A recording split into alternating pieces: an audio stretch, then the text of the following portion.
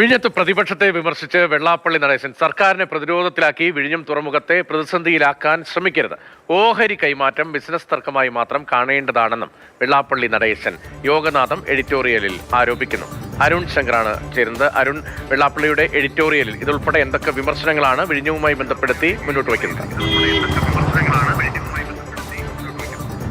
വിഴിഞ്ഞവുമായി ബന്ധപ്പെട്ട് സർക്കാരും പ്രതിപക്ഷവും ആരോപണ പ്രത്യാരോപണങ്ങൾ നടത്തുന്നതിനിടെയാണ് SNDP ജനറൽ സെക്രട്ടറി വെള്ളാപ്പള്ളി കാര്യത്തിലൊരു നിലപാട് പ്രഖ്യാപനവുമായി രംഗത്തെത്തിയിരിക്കുന്നതിൽ ഏറ്റവും ശ്രദ്ധേയമെന്ന് പറയുന്നത് പ്രതിപക്ഷത്തിനെതിരെ കടുത്ത വിമർശനങ്ങളാണ് ഉന്നയിക്കുന്നത്. അതായത് സർക്കാരിനെ പ്രതിരോധത്തിലാക്കി വിഴിഞ്ഞം പദ്ധതിയെ പ്രതിസന്ധിയിലാക്കരുത് എന്നുള്ളൊരു കാര്യമാണ് അദ്ദേഹം പറയുന്നത്. അതോടൊപ്പം തന്നെ CPM-ൽ തന്നെ ഈ വിഷയത്തിൽ രണ്ടഭിപ്രായം ഉണ്ട്. EP ജയരാജൻ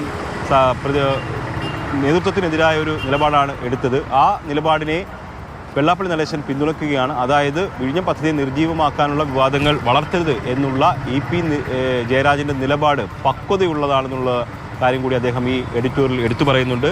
ഇതൊരു ബിസിനസ് തർക്കം മാത്രമാണ്. അദാനിയുടെ ഭാഗത്തു നിന്നൊരു മര്യാദയല്ല കാണിച്ചതെന്ന് വ്യക്തമാണ്.